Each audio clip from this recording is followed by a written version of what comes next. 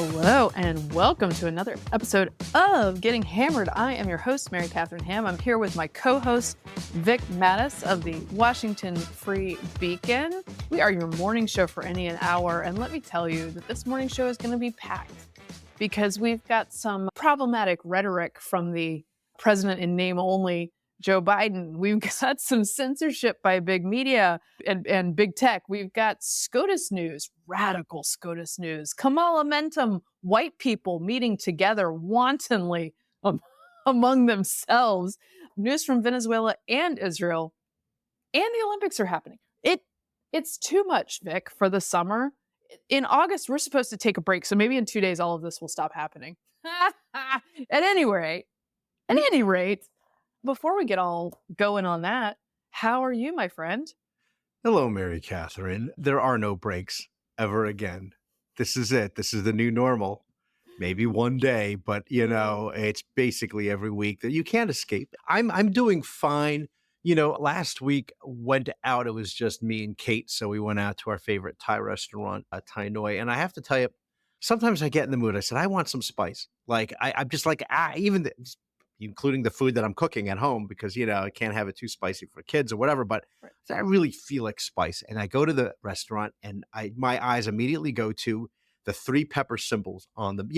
Sometimes they have a legend like that, depending on your restaurant. And I say, I forget about 1, 2. No, this is, I'm ready for, I want 3. You're going 3 peppers. I'm Okay. going 3 peppers and I've had that before. And so I did. And it was something called emerald curry.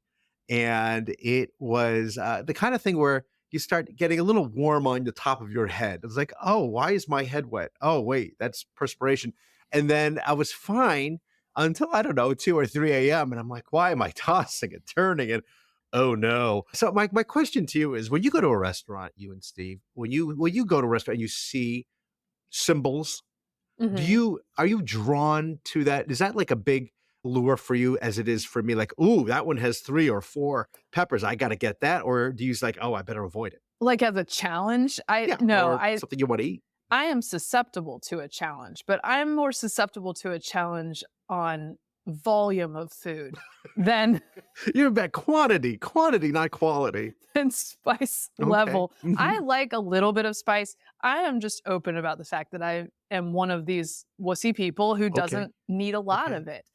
To me, it overpowers what I'm eating. I have grown into the idea that a little heat enhances flavor. I like Yeah. that, but I don't like a lot of it. I think I might have told this story before, but it bears repeating that during my college years, there was a place called Cheeseburger, which was Oh, yeah. a smallish burger franchise all over the South. And I played lacrosse in college on a pretty decent club team. It was not a varsity team. I'm But picturing you like Regina George at the end of Mean Girls. Yeah, no, sort of, yes. But we were SEC champions 3 out of 4 years. And on those championship weekends, we would go to wherever they were playing the championship. I think it was usually Chattanooga, Tennessee. And there was a Cheeseburger near the site. And I, being 19 through 21 during those years, would go to dinner the night before the championship game. And it was a tradition for me to eat the 1-pound burger with all the fixins and the sides. And you would get your Polaroid on the wall Yes. if you finished it. And this young lady, this delicate flower, each year before the championship, ate that entire burger, slept soundly, got up and played a game in the heat the next day. You like the Joey Chestnut of women lacrosse players.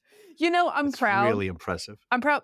Now, to be fair, I don't have a perfect record, but we were superstitious about it after we won the first championship, so I had to keep doing it. But there are pictures of me somewhere. Unfortunately, they're physical, so I don't know where to find them. There are pictures of me somewhere finishing A this pound. giant burger. It's like 4. I can do my math, so I can tell you it's 4 quarter pounders. That's Yeah. pretty impressive. Being Something like young is magical. Being Yeah. young is magical. You have no idea how magical you are until you get old. However, I will say that I maintain a bit of a stomach of steel. I can In terms of the capacity. Yeah. capacity and sort of like trash. Like I'm a You I can can just, handle it. Right. yeah, I know people who are so now delicate because they're very careful about what they eat that they go out once to a fast food place and it just ruins them, which is not me, that's not me obviously. either. No, for me, it's like a dare sometimes. And I'd go to this restaurant, Thai Noi, and they used to have this waiter, and he'd be like, "Oh, you sure you don't want this? Oh, you can handle that, right?" And he's Laotian, and I was like, I sure, yeah, I guess I will. I guess I'll take it. It's. I'm like Marty McFly, when he Don't gets call me challenged. chicken. Yeah. Yeah. Oh, yellow. He said, "What are you?" But except for if they called me yellow, it would have a different connotation, Oh, I guess. well, that would be Yeah. a crime. So Anyway, yeah, I that's can't true. even say it. I It can't is even say true. it to It you. is true. It's like a yellow on yellow crime or something. I don't know I'm what's gonna let you happening have that there. one. No, but I will tell really quickly, and I was reminded of this as well. Samsung Galaxy has this new a commercial for their dual screens where you can look at it one way, but the people across from you can see. So like you can communicate using their translation functions or whatever. And the commercial I saw is of this white woman somewhere in Asia wanting to go like street food, and getting something spicy. And she's trying to order on the menu, and the old Asian lady, I don't know if it's this Thailand, I have no idea where this is, or Singapore, and she just says in her language, no, too spicy, not for you, right? Right. And then she uses the Galaxy dual screen to say, bring it on. And they said, oh my gosh, and they give it to her. And of course, the white woman can handle the spice, and I was really offended by that. That's I think that's just gaslighting. I don't it want to is see that total. on my TV. And actually, Please. that's a theme for our show today. Oh, it is. I know. Is So it's a little teaser for you. Mary Catherine, how are you? I'm good. You know what? There's not a lot to tell here. We sent the big girls off to camp in my hometown. Yeah. So they're with my parents this week, having a blast. We went out to drop them off with my parents. Like we met them sort of in the middle of Virginia at a nice little farm that has, I'm sure in the fall, it's like a pumpkin patch type of situation. It's called Messick's Farm. And we met them at this farm and had the kids all run around and do, there was like mining for gems with the little sluice. There was sort of giant slides through a hilltop. Have you seen those where you ride the burlap sack down? They're like kind of super slides. You would have to ride in a burlap sack. No, you take, so that increases your speed. Oh, Okay. wow. So you take a burlap sack up with you and you sit on it. It's just like a plastic tube. Oh, you don't have to put yourself inside it. No, you just sit on it. And it's like a plastic tube and you come down the super slide. And it's pretty tall. I mean, it's built into a hill, basically. And so you hike up to the top and then you take your super slide. And my big girls went over there immediately and took several slides. And then the babies we were going to take up there. And, if they needed to be accompanied by a big sister or by mom and dad, that was our plan. And I think we did that the first time. And then the second time we went up and we expected to accompany them and they jumped right in and just careening out of the slide at the bottom, unfazed. They are apparently brave. And this makes up for my toddler girl, who's quite spicy in general and unafraid. A couple weeks ago was scared of a choo-choo train ride. So I feel like maybe she was doing a makeup call here. That's surprising. It was surprising. She didn't like it. What aspect was scaring her? The noise of the whistle? I don't know. Because she doesn't mind being in a car situation. She doesn't mind being pulled quickly in a wagon. She doesn't mind really anything. Climbing high things. And for some reason, the choo-choo made her mad. Maybe it was the natural monopoly of the rail system. Do you think it was that? Yes, very concerning about that. So was it was it like a fake train? Like, like if you go to the mall, they have the. No, it was bigger than that. Like a little choo-choo that goes around a park in Fairfax County. It was, a lovely little ride. Steam train. Yeah, it's cute little kid train. Anyway, she didn't like that, so she had to show us that she was very brave, and she and her brother just took the big old super slide down. She redeemed herself. Proud of him. Okay, should we move to the news? We should probably move to the let's news. do it. Okay.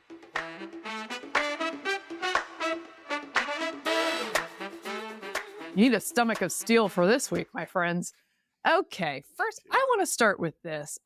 Just a reminder that we are barely 2.5 weeks from an assassination attempt on Donald Trump. And that story has been lost to a great degree, almost to a ludicrous point, Well, it's because because all the questions have been answered. yeah, no, it took 2 weeks for the FBI, by the way, to be like, yeah, he was hit by a bullet. Thanks, guys. Thank you. It does wonders for the conspiracy theories. By the way, Josh Marshall of Talking Points Memo continues to say that he needs more information about what hit the grazing of the President president. Trump. It was live on national TV. It happened. But he live. had the squib, the blood packet squid in his hand. So then when he puts it against his ear, then that's how the blood comes out. I see. The fake blood. I see. Yeah. People are shaming themselves in various ways. What has struck me in the aftermath of this is the way that people talk about Donald Trump. For instance, I think I referenced it. Ana Navarro suggested that he should take his bandage from his ear during the RNC and put it over his mouth. Yeah. And I said, if I said something like that about a Democrat, say you said something like that about, I don't know, Gabrielle Giffords. Several weeks after she was shot. And she went to the floor to bravely vote again in her recovery. And you said something. Now, she was obviously worse injured. Sure. But either way, huge threat to life here, guys. Right. If I, as a cable news commentator, made such a comment about a Democrat who had been shot, I would be fired, and rightfully so, because I'd be a giant jerk. Right. Okay? People feel free to do this about Trump. There was another representative, who was a war hero himself. This is Crow, the guy who Biden was yelling at about his Bronze Star. Jason Crow, I think. Jason Crow was on TV calling Donald Trump a coward for wanting to negotiate terms of his debate now that there's a new candidate. And I would just suggest that coward is not the term for him right now. Yeah. There are many things you can call Donald Trump accurately, but I would suggest that the coward attack is insane after what we saw of his reaction in that moment. His reaction where he then yelled out, fight, fight, fight. And he looked all riled up. I mean, he was sort of like, taken out of his sort of character in that moment, you could tell. And there's a lot of questions on Mary Catherine of why the Secret Service let him do that for the photo op, of course.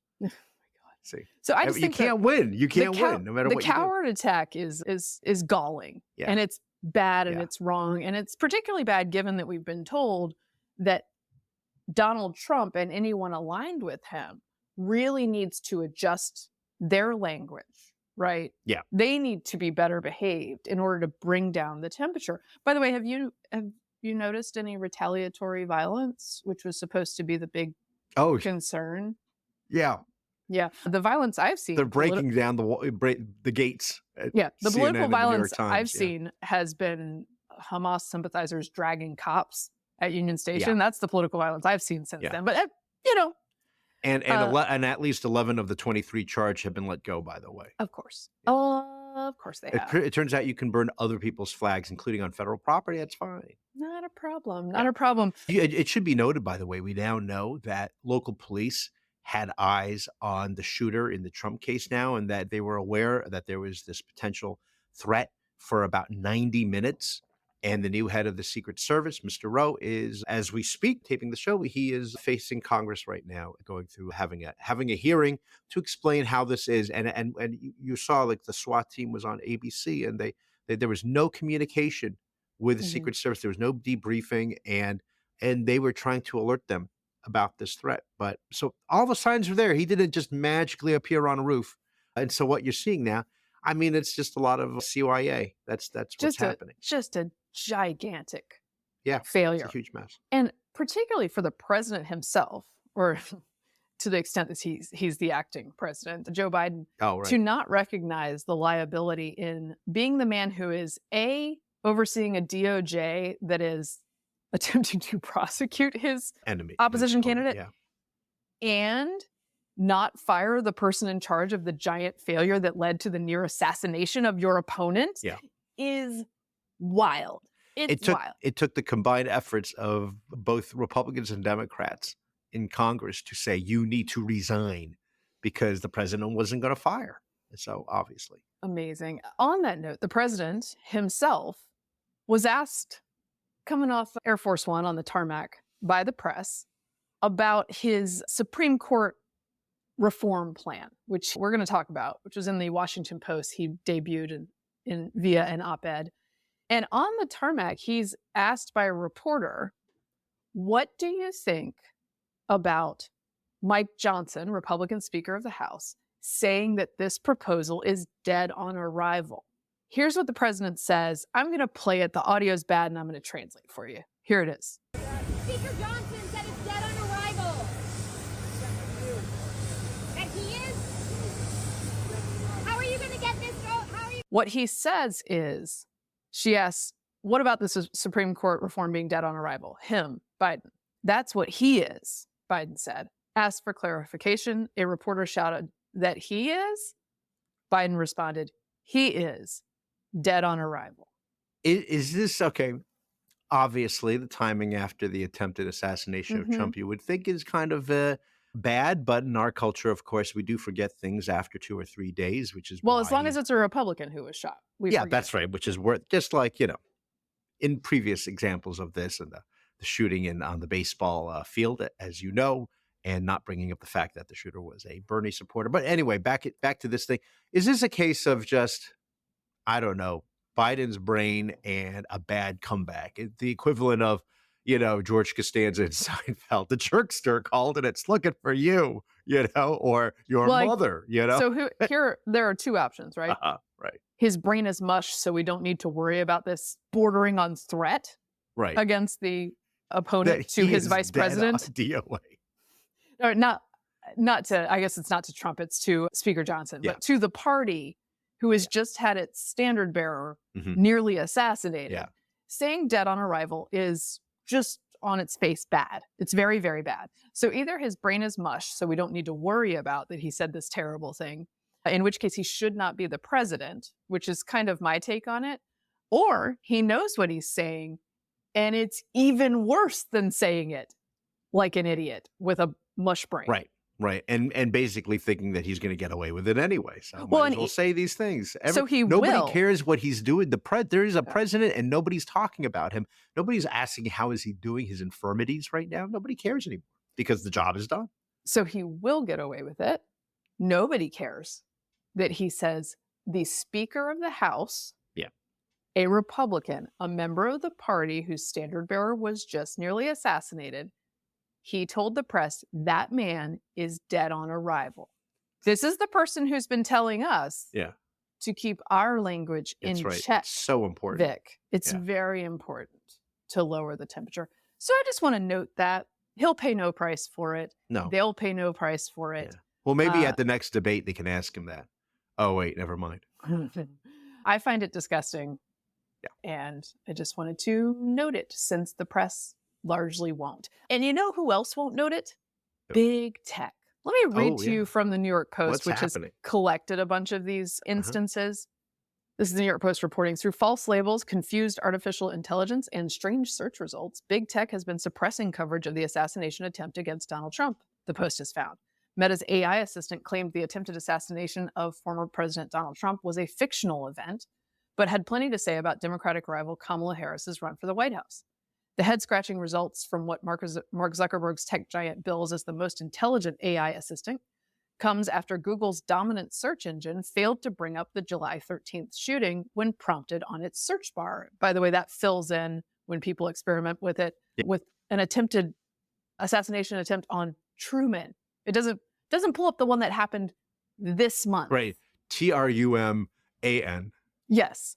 And Meta's Facebook acknowledged that it's mistakenly censored the iconic image of Trump with his fist raised in the immediate aftermath of the July 13th shooting in Pennsylvania. This is pretty sinister stuff. We saw what tech and the government and sort of the ruling class can accomplish with censorship, both during COVID and I think even more notably, we saw what sort of the ruling elite plus media plus academia plus collusion with government and big tech can accomplish when it comes to something like Hunter Biden's laptop, which we were told was fake and Russian disinformation until the government used it in a case against Hunter Biden. Like, it was real the whole time. this is history happening before our eyes and being disappeared, and you should be very concerned about it, and you should be trying to make sure that your inputs for news Mhm. are doing their best to get around this. For Yeah. instance, read the New York Post or listen to us, because this stuff is very, very bad. You can't blame one side for feeling like not only is everybody ganging up on you, but also that somehow the fix is in, right? Because it's like, and you want to dismiss them as being paranoid, but then as you mentioned, Hunter Biden's laptop. No, you're not paranoid if they're out to get you. No, right. The COVID lab leak, not from China. Oh, wait, it is now. I mean, you can mention that now. We will let you know when something we say is not true is true, or vice versa, and go along with that. And I really hope people stop going along with it, and more needs to be said. But I mean, I think a lot of people are just going about their lives. They're not really thinking about these things, and they're going to allow themselves to be pushed around by big tech and these other institutions. It's just not a surprise that people, have this low, where it ranks in terms of trust Yeah. is pretty much down there along with the media. So that is frustrating. And I think I told you only half jokingly that I wanted to look at what the story was about Google and the censorship by going to the Google search engine and not really finding what I was looking for initially. Google, by the way, said that, it does things that suppress references to political violence. So that's why you're not seeing this. Yes. That's a lie. You can search for any other political violence and it'll fill in. Of course, the left sees their own political violence as not violence, but just like righteous indignation and goodness. It is what it is. Yeah. It's different. And you have to remember, of course, that, when they blame the algorithm, there are humans who are putting these who are creating these things. There's human input into the AI to get the AI to think on its own, as it were. And clearly, we know how a lot of those people feel. Yeah. I think even Elon Musk laid out a side-by-side comparison of people who donated to Kamala versus Trump. It's like 90% Kamala. So I mean, you can imagine. It's bad and it's dangerous. Yeah. It's like that level of suppression and collusion with sort of the overbearing cultural message of the left is bad.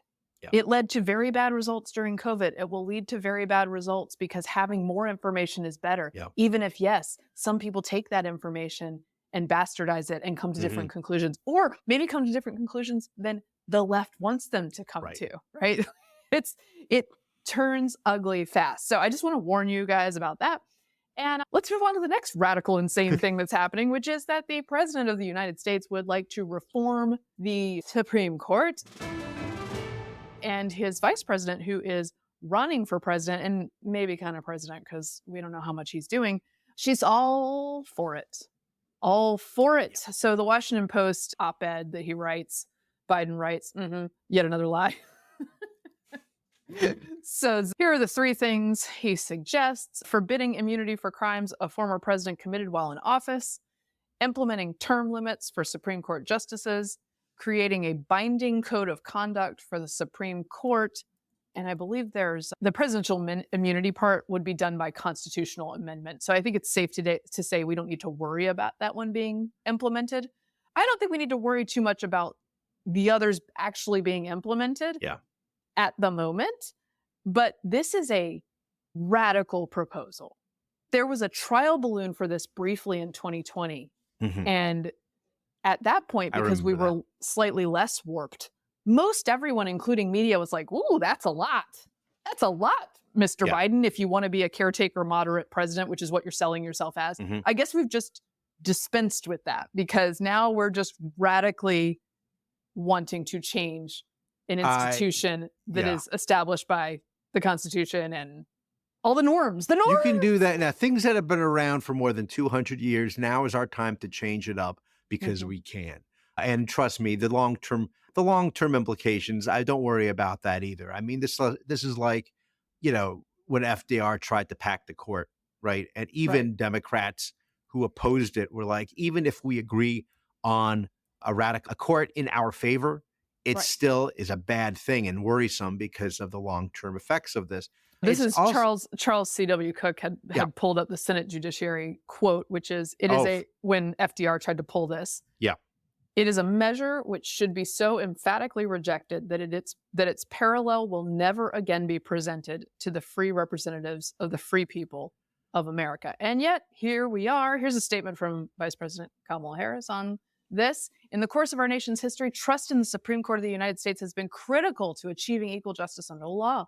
President Biden, I strongly believe the American people must have confidence in the Supreme Court, which is why our party has been undermining it systematically for several years. Yet today, there is a clear crisis of confidence facing the Supreme Court as its fairness has been called into question after numerous ethics scandals and decision after decision overturning longstanding precedent. That is why President Biden and I are calling on Congress to pass important reforms, from imposing term limits for justices' active service — it would be 18 years, by the way — to requiring justices to comply with binding ethics rules just like every other federal judge. And finally, in our democracy, no one should be above the law, blah, blah, blah, immunity. Okay. It's a real tell here, Vic, that they mention specific cases that they have an issue with. Because the cases are just, they were rendered and decided wrong. You understand that. That's why we need to have these Supreme Court reforms, because they are wrongly decided. It's not a matter of an opinion, even though they call them opinions. Yes, the majority opinion or a dissenting opinion. No. It's flat out wrong. And that's why we have to reform the Supreme Court, because they have rendered decisions we do not like and disagree with. And therefore, let me ask you this. If it was 6-3 the other way, would they still be pushing for this?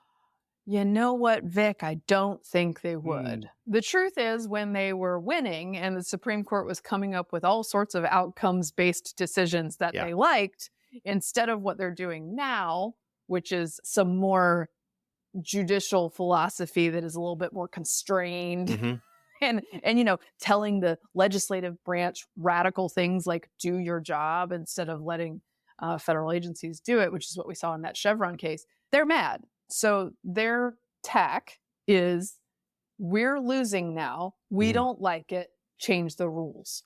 Yes, that's it. It's very naked. I think about the sort of the irony of Joe Biden bragging that he has presided over the confirmation of more justices than any other person in Congress, because I've been there for 36 years and we need to limit their terms to 18.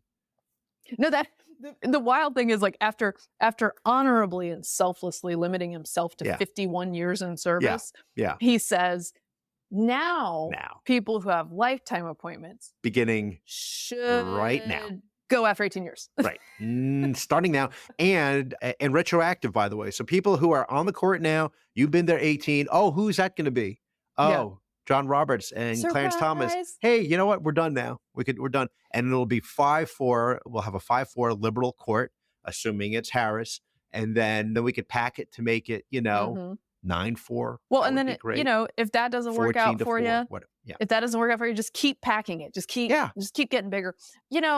I'm constantly told that Republicans don't observe the norms, and yet it was conservatives who waged a 50-year fight to change the court to its preferred judicial philosophy over, approved methods such as electing presidents who then pick judicial nominees who are then confirmed by the process set forth in the Constitution. That's how conservatives got to this 6-3 split, but they don't like that. They just want to take a little shortcut.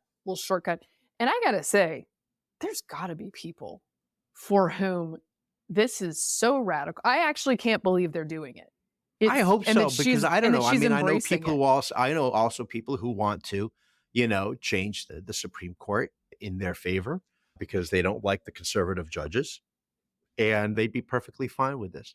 The ethics scandals, by the way, are not real. It's a ProPublica attack, extended attack on things that are not ethical violations, things that are not conflicts of interest with the court, transactions between friends who do not have business before the court. You're referring to Harlan Crow and his friendship with Clarence Thomas, but I don't believe Harlan Crow had any actual specific cases before the court. Now, these are like toilet paper, one ply stories. I mean, Right. it's like see-through nonsense. I- But it's meant to keep a rolling story in the news, Right. an idea that these people should be delegitimized. It doesn't do a lot of reporting on Sotomayor and her $3 million book deal. You know, Right. those things are not considered an issue. Yeah. Because it's different with a capital D, as long as you're on their side. That is Yeah. the truth. That's Am I being right. radicalized? Am I being radicalized? Maybe a little bit. Maybe a little bit, Nick. You're being red-pilled. Leonard Leo of the Federal Society also had a great response to this. And he said, sure, you know, if you want to ban gifts, how about beginning with Congress? If they are in fact co-equal branches of government, why should the ethics rules just apply to the Supreme Court? Perhaps congressmen and senators should not be able to be flown around on private jets to various Middle East kingdoms, wined and dined like Eric Swalwell in the desert, shirtless on a camel. This is an amazing trip, thanks to, I forget who it was who was sponsoring that particular trip, if it was Qatar or one of the other countries. But no, they're not going to do that. No. So they'll just have, again, rules for one side. Their vilification is what's responsible for the sort of the delegitimization of the Supreme Court. And they're the ones who are casting all of this doubt. And they make it seem as if Trump merely appointed these judges. I mean, Trump makes it sound like that too. But I mean, and they just magically appear on the bench, but they do have to go through a confirmation hearing, as we remember from especially the painful, excruciating experience of Brett Kavanaugh. Right, and have been fraught for years. With Yeah. norm-busting nastiness from our friends on the left. The ratchet has gone up on this, culminating with Kavanaugh, which was also a radicalizing experience for me, because these people will lie to you about anything. But I do think it's helpful to note how far both the Biden campaign and it has come from its pitch in 2020, and how far the media is willing and able to pull the Overton window, which is sort of your expectations for what should be normal. Yeah. This was considered a sort of a death knell, insane thing to do in 2020. Because wasn't that when they did the trial balloon about this? And it was like immediately everyone went, whoa. There was even a commission. They even, during the Biden years, there was a commission for whether or not they should, expand the Supreme Court. And the commission decided, no, this is a bad idea. Oh, that's right. Actually, John McCormick reported on this with the Dispatch. Yep. It says any legislation purporting to strip individual justices of their duties would be unconstitutional, writes Adam White, who was appointed by Biden as a member of the Presidential Commission on the Supreme Court. It is just court packing by another name.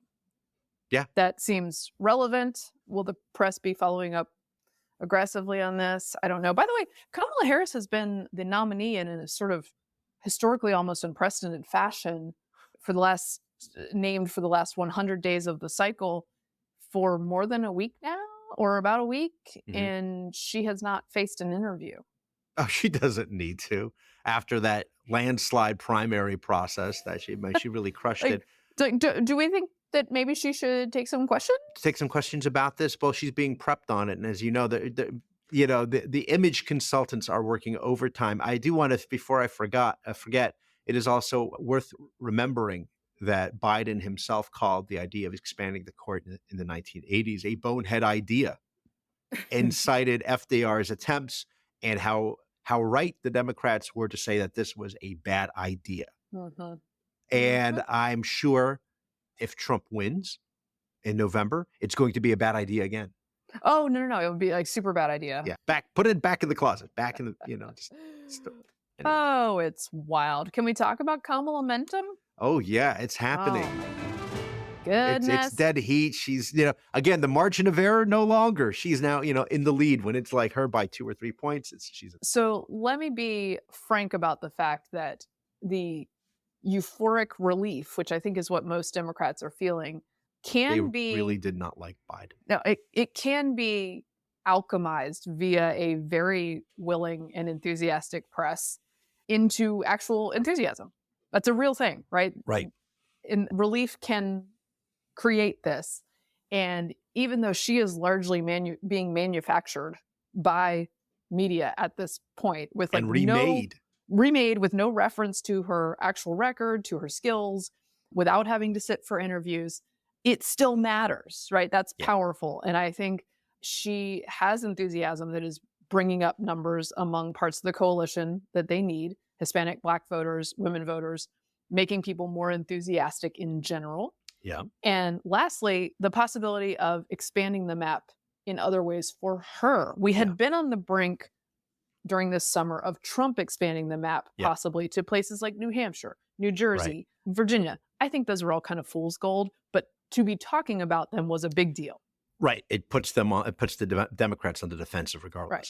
Now, it does look like in the early running here that the switch of the candidate is finally the thing that might have changed the race a little bit. Yeah. And that she wants to maybe expand her map from Biden's really small possibilities to include maybe a Nevada, maybe an Arizona, maybe a Georgia, looking to North Carolina. Again, North Carolina, I think, is fool's gold. Mhm. Georgia, we've lost a lot down there over the years.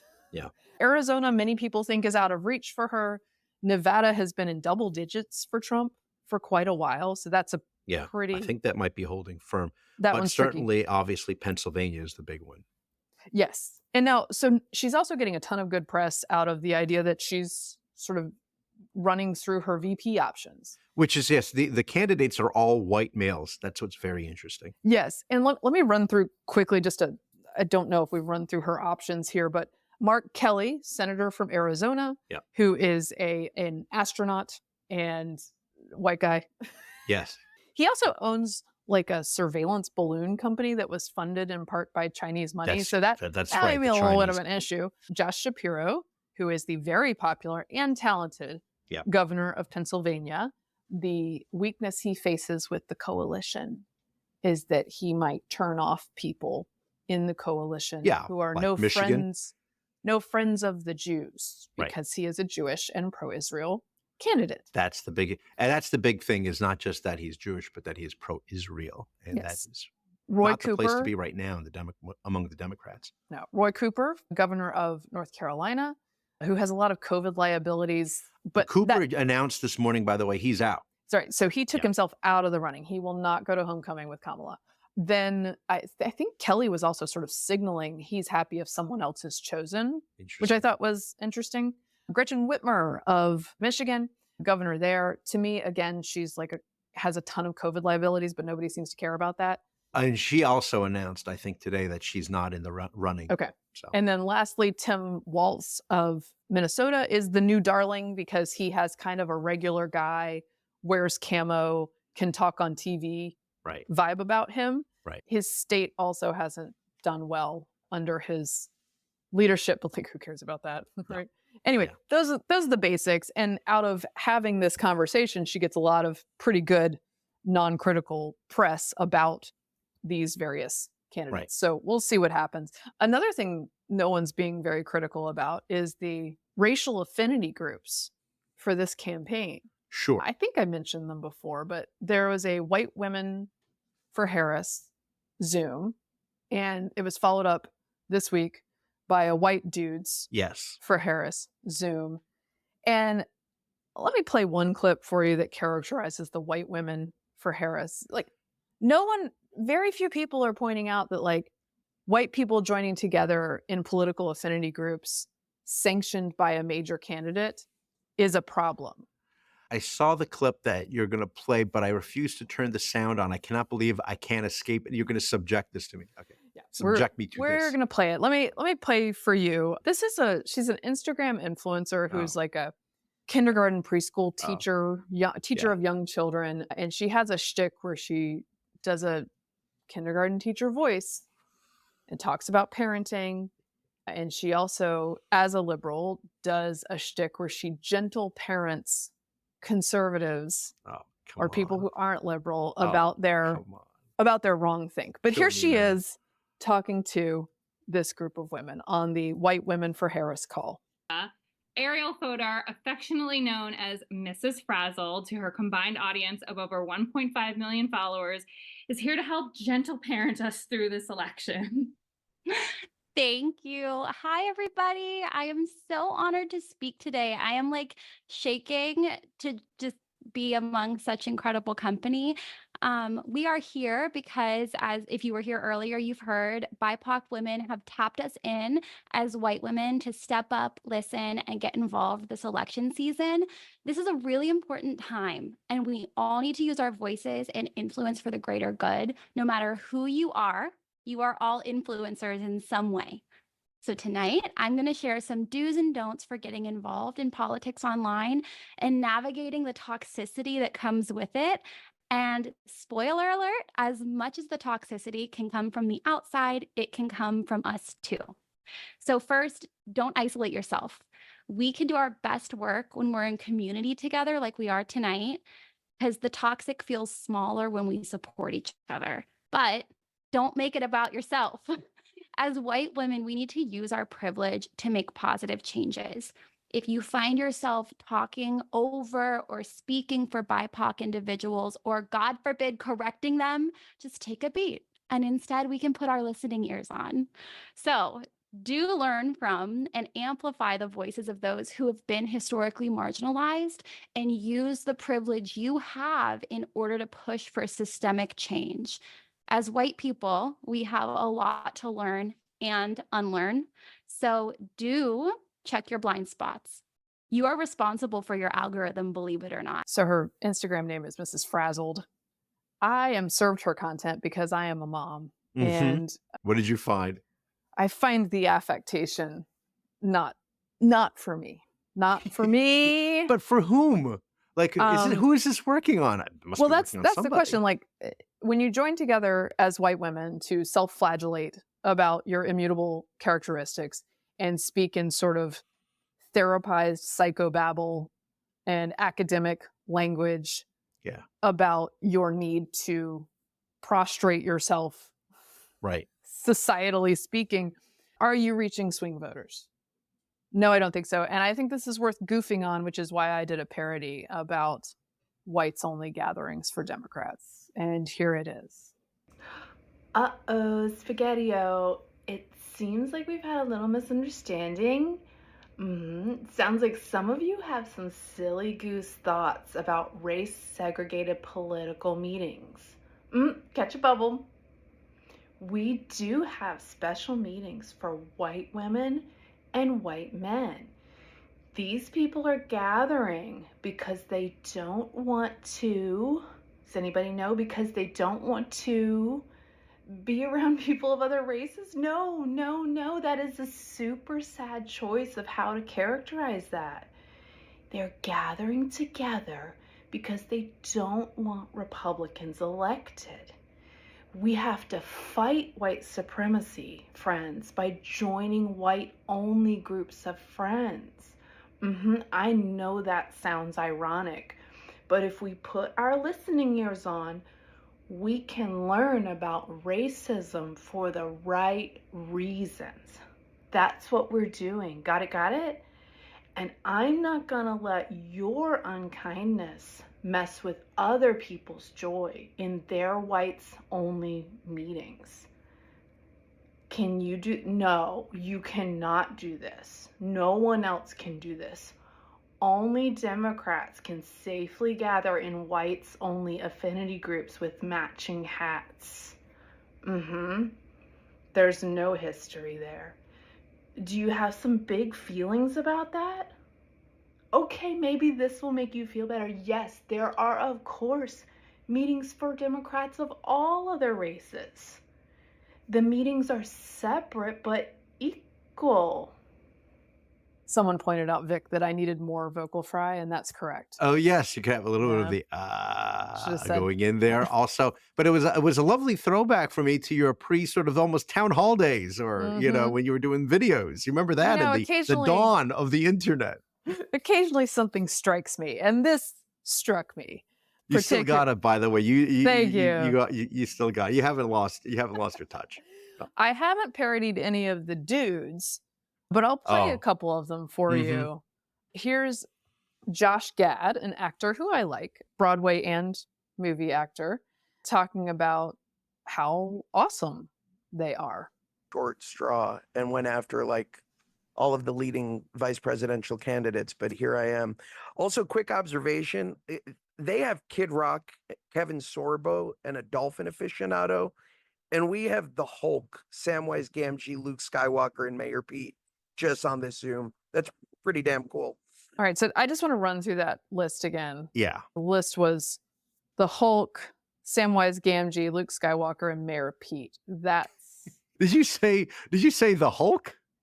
yeah, that's what's his face, Ruffalo, who's always active. I in thought you Democratic meant Lou Ferrigno. No, not Lou. He says, that's pretty damn cool. Well, they certainly all do easily qualify for a white dude call. That's for Okay. sure. I have a couple of thoughts here. One is, does having famous celebrities tell you who to vote for still work? I don't know. It does seem to have I lost find this to be a turnoff. It seems to have lost its shine a bit, but it lost its shine more during the Biden moment. I think these people are warming up. They like Kamala. They like the feel. It's sort of But these are the same celebrities who are telling us Joe Biden is going to, we got to vote for Biden. And like, look, some of this is she's just been declared a new Obama and we're going to do our Obama thing. Right. But I historic. How can you deny this historic moment? And by the way, they tried this with Hillary too, with all the celebrity endorsements and stuff. Everything. And the video. This is my fight song. Remember that? Yes, I do. It has diminishing returns, I think. Yeah. So then there's Mayor Pete Buttigieg, who I actually think is a pretty good talker. He's fairly talented.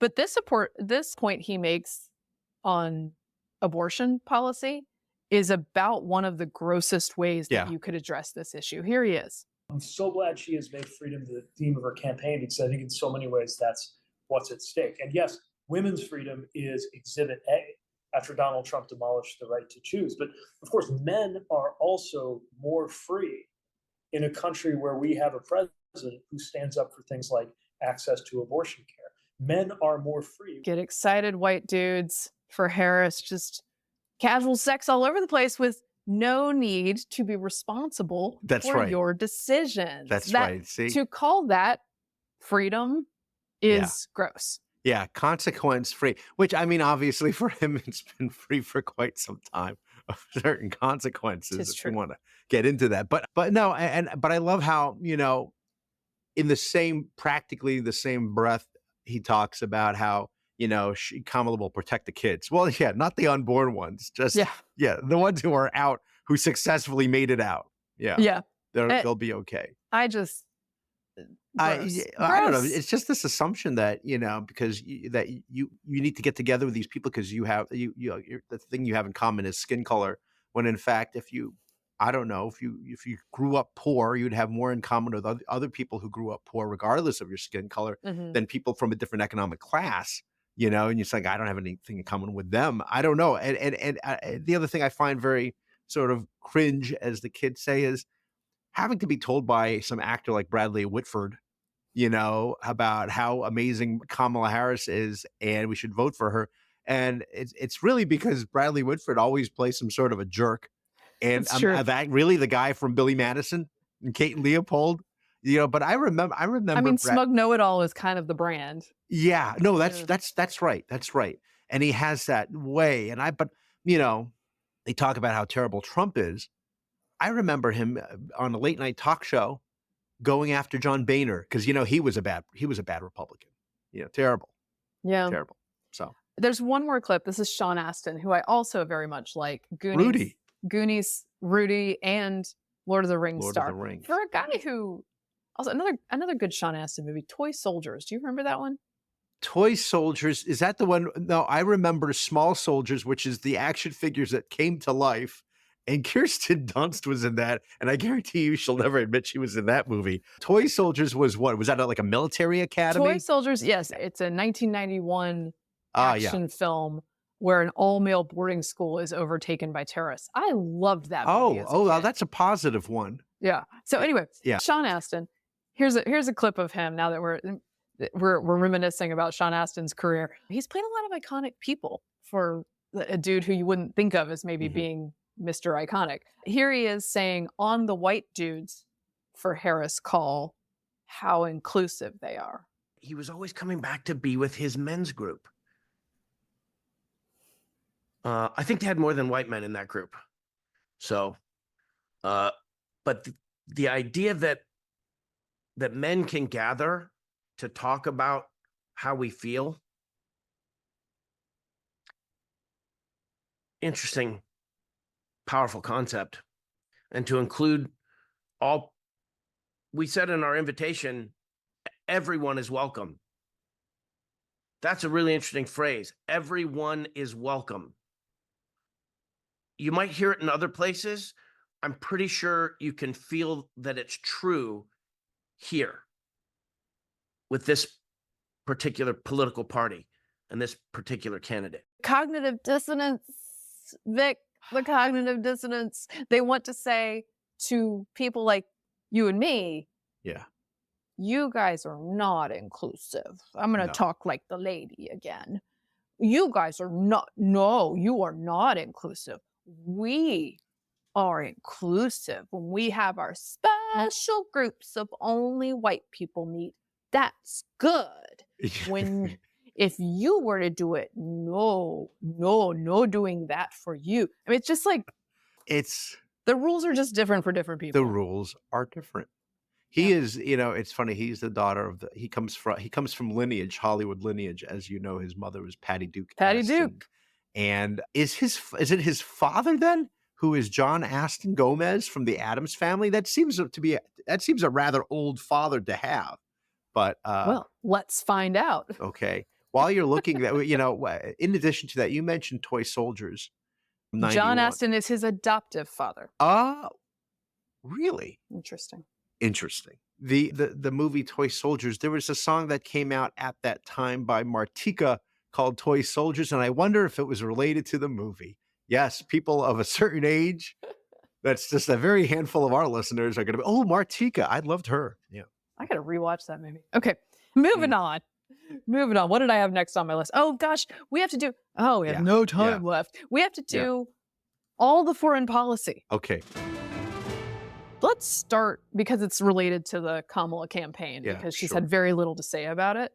The fact that the Middle East is on the brink of a very, very even more serious conflagration than we are in right now. Right. Hard to imagine, but yeah.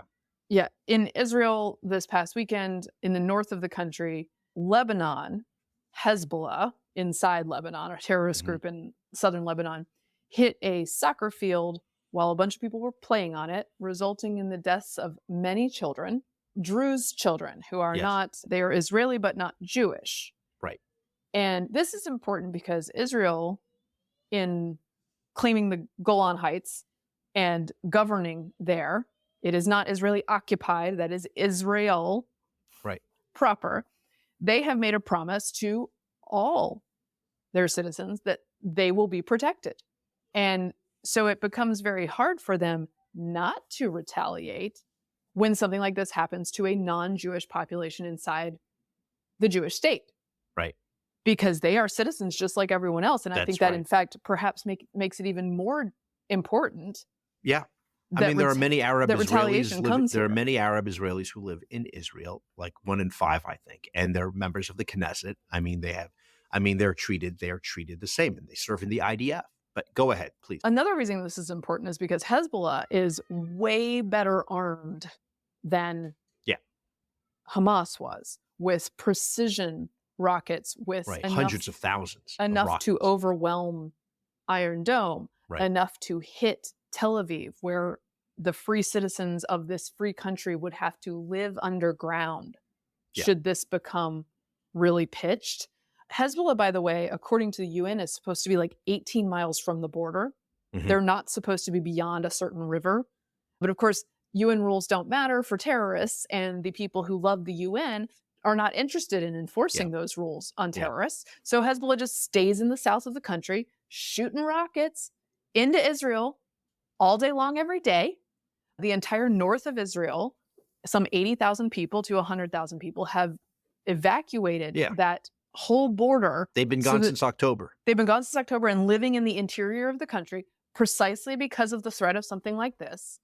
And a free country cannot continue to cede Mhm. this kind of territory to these psychos living on the other side of the border, who the rest of the international community just says, like, let them do what they do.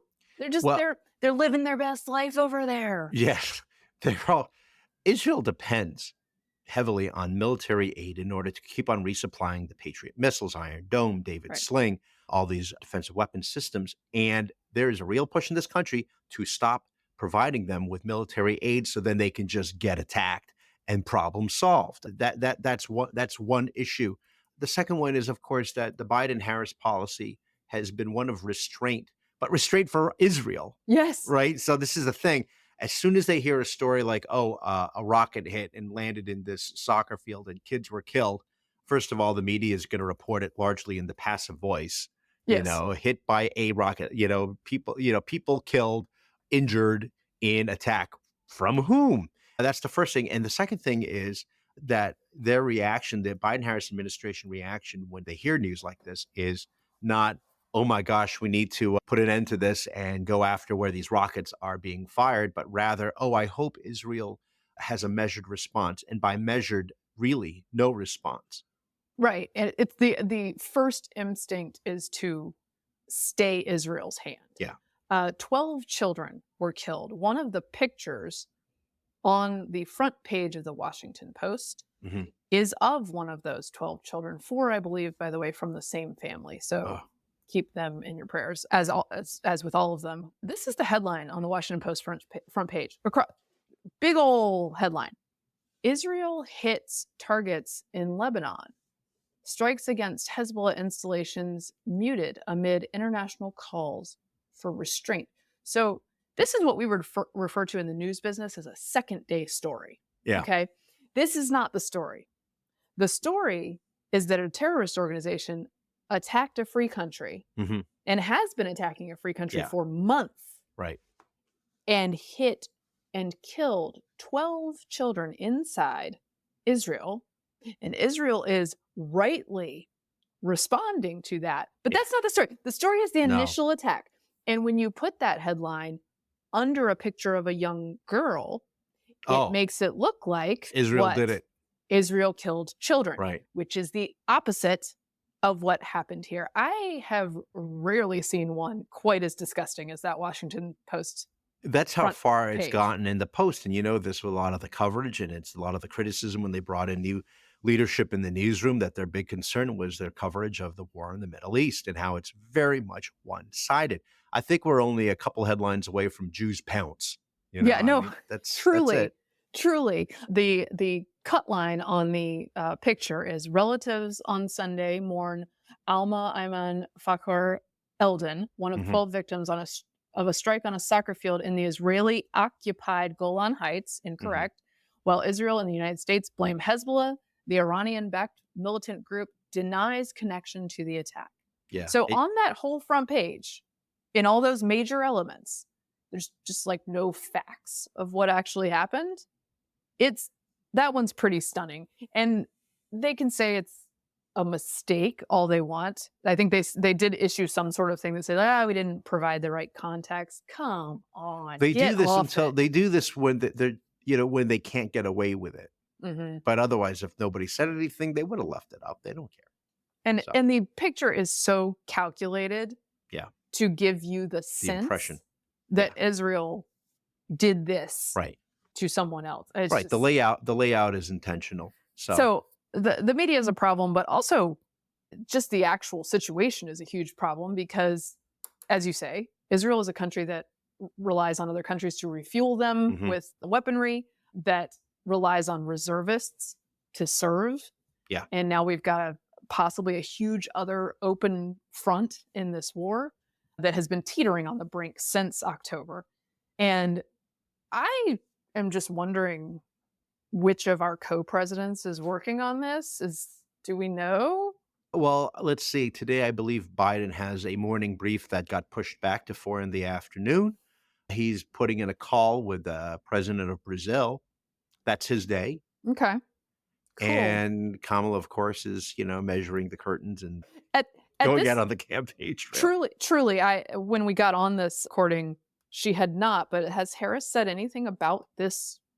As of this particular recording, now attack? we were very fair in the last episode, Mary Yes. Catherine, about how she issued a statement from the last incident. But this particular attack that killed these kids, remember, after her meeting with Netanyahu, she said that, Israel's defense, they still have Israel's back, but Mhm. she will not stay silent Right. about all these Palestinian casualties. But I guess the Druze don't count. So Now, she has said nothing hers. I know she had, it's like, Yeah.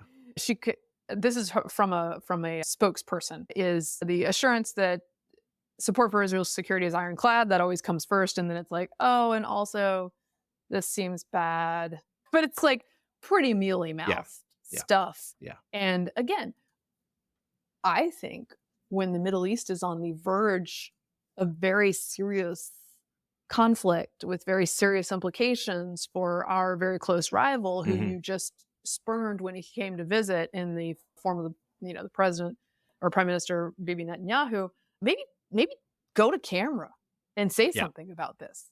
But This is honestly, the 3 a.m. again, phone call situation, right? This is the yeah. 3 a.m. phone call.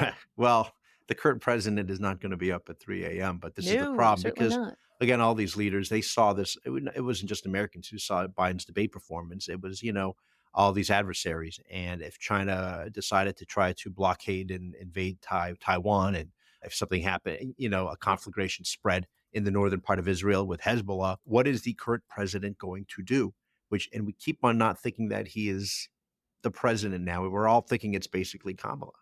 I mean, that's what it feels like. Yeah. And that's not the only area of crisis, as you know. Yeah.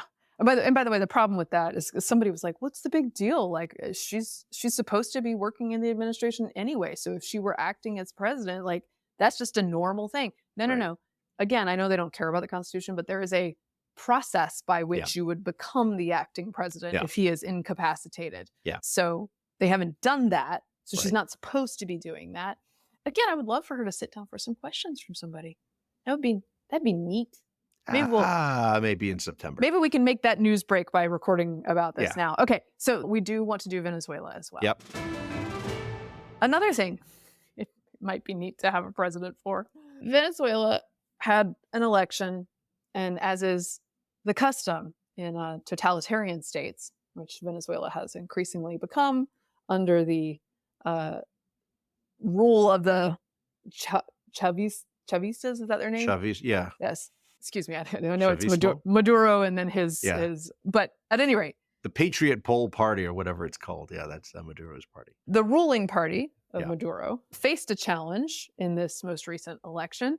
And it's fairly clear from people on the ground in the opposition that Maduro did not win this election. This is interesting. I read this in the free press about the opposition and about Venezuela, is that they have both a digital tally and they have a readout from each precinct that is paper. So you can go get the paper readout. And the smart thing that the opposition did is that they had people camp outside precincts to gather the physical tally, printed out Before they can. before it can be corrupted. Right. And they are now claiming, even though the ruling party says, obviously Maduro won and he is still in charge, they have 70% of the readouts, they say, that show the opposition getting double the votes and sometimes more Like than 60%. Maduro. Yeah. That's right. So, It's shocking that Venezuelans have decided they no longer want to live in complete abject poverty under this communist socialist system, although I think you were going to mention that U.S. press, I believe the New York Times, suggesting that, the problem actually isn't the communist socialist no, of course. As plan. always, Vic, when a country falls into totalitarian and darkness and poverty as a result of socialism, what the press and the left must tell you is that it was actually capitalism that caused this problem. So this is the New York Times. If the election decision holds and Mr. Maduro remains in power, he will carry Chavismo, the country's socialist-inspired movement, into its third decade in Venezuela. Founded by former President Hugo Chavez, Mr. Maduro's mentor, the movement initially promised to lift millions out of poverty. Well, what happened? Because socialism usually works out so well. Yeah. For a time it did, the New York Times reports, but in recent years, the socialist model has given way to brutal capitalism, economists say, with a small state-connected minority controlling much of the nation's wealth.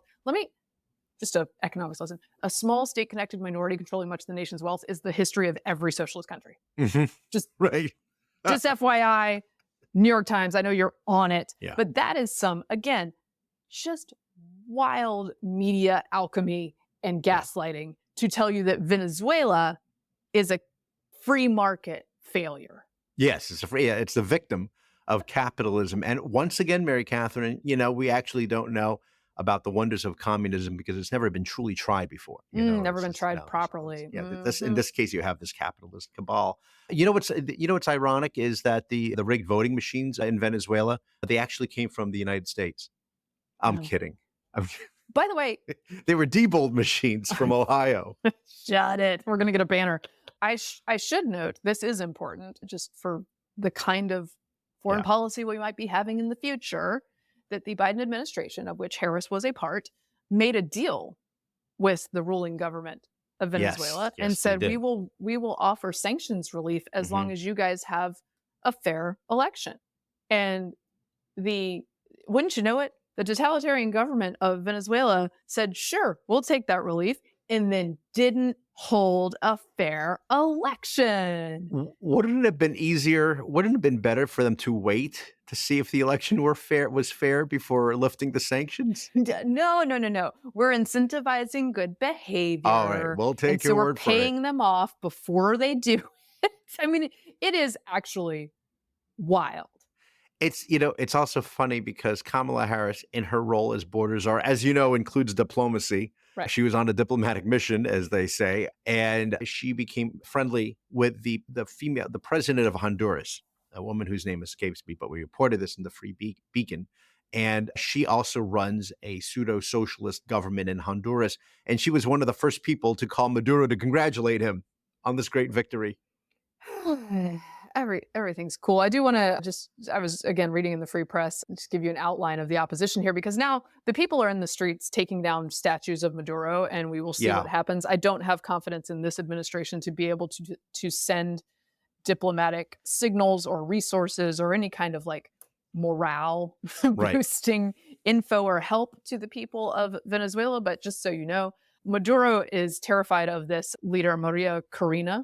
His regime blocked her candidacy. She's from a upper class family, has risked it all to speak out consistently against Maduro. She found a way to get the opposition on the ballot. She coordinated with Edmundo Gonzalez Urrutia, a low-profile former diplomat. And so he's sort of a stand-in for her and for this movement. And people are out in the streets today protesting the fact that the ruling party is not letting go of power. It's going to take more than protests. It's going to take the military to flip sides. And at least you're seeing some military and police forces. I saw clips of them removing their uniforms because they would not want to take orders from the Maduro regime anymore, knowing that the election was fixed. And that's what happened in the Philippines when they refused to open fire on protesters, and in East Germany, obviously, when they stopped gunning down people from crossing the border. It did not, as you know, happen in Iran. So, I mean, we'll have to see. Well, should we end on something silly? It's fine. The Olympics? We'll give the people bonus info. Quick Olympic? I've been watching a little bit of Olympics. Yeah. Did you watch the opening ceremony? Yes. And oh God, it's another heavy story. I know it is because it's so offensive for Catholics and Christians. But just if you've been scolded as a Christian for having issues with this and told that the opening ceremony scene was actually just Dionysus's Bacchanalia, that's not true. The organizers said it was the Last Supper on the Seine. Look, art can have many references. I found this sort of, for me, kind of tired in a I'm shocking you in 1992 sort of way. Yes. But I also wasn't expecting a lot from the French, and I do want to celebrate our American athletes as we move forward. Yeah. And I have been doing that by watching some of the men's gymnastics team. They are delightful. and they medaled. They medaled for the first time in 16 years. That's And an interesting word you use, Mary Catherine. Well, Delightful. I actually didn't mean delightful physically, although they are. I meant their personalities. Yes, They are a nice bunch of guys. Men's gymnastics is not a super high profile sport, but it is a badass sport. These guys are Yeah. incredibly strong. Each of them has amazing stories. One of them, his parents came here from Poland, and another one lost his mother as a young kid. He's from Georgia. His dad is like a Carhartt wearing bearded Yeah. Georgia guy. He lost his mother to cancer when he was young, and it was part of her dream to see him at the Olympics. So this is just like such a wonderful moment for him. And then Steven, whose last name I'm not sure how to pronounce, is the pommel horse dude. Okay. Yeah. He is Clark Kent crushed that. Superman. He's wearing his nerdy glasses on the bench the whole time, and they need him to come in to do the pommel horse. And then he takes the pommel horse. Right. One event. He just does the one event. He just kills it. He just kills it, and he is quite the meme material now. Well, I mean, I guess this is why I do the power press, Mary Catherine, to work on my core, so I can eventually one day do that thing. So someday you can do the Iron Cross on the rings. That's really wow. Here's another one I want to give a shout out to, by the way, Tori Husk. Tori Husk, she won the winner. She was the winner of the 100-meter butterfly, the fly. She is, I believe, 22 years old. The great thing is she went to Yorktown High School just down the street from us. Oh, nice. Or That's up exciting. the hill. So that was very exciting. So local girl does good. Nice. Is the story. The fastest man on earth is from Alexandria, Virginia. That's amazing. No Lyles. He went to T.C. Williams High School, which is now no longer T.C. Williams. I don't know what they call it. But he'll be out there in the track and field portion. Steven Nedorosik is his name. I apologize for not knowing exactly how to pronounce it, but he's quite popular now. Yeah. Their names are Asher Hong from Texas, Paul Judah from Illinois, Brody Malone from Georgia, and Steve Nedorosik from Massachusetts, and Frederick Richard from Massachusetts as well. And they are just full of personality, like just very unassuming, sweet, wholesome people. Congratulations, and awe-inspiring, and including, again, the swimmers as well, who did very well. And I think that, I just think that I could have done it myself if I didn't have the problem with the water in my nose, which I've mentioned on previous shows. I would have been very Simone Biles-esque, I think, if I had just a little more discipline. Just a little bit more. All right. Okay. Maybe next week. Okay. Woof. Wraps There's a lot going on, man. There's a lot going on. That wraps up this episode of Getting Hammered. Remember, you can subscribe to us on iTunes, Google Play, and YouTube. You can follow me on Twitter at Victorina Mattis. I'm at MK Hammer on Twitter, at MK Hammer Time on Instagram. You can follow the show at Getting Hammered Podcast on YouTube or Instagram. And thank you for getting hammered responsibly. This has been a Nebulous Media Podcast.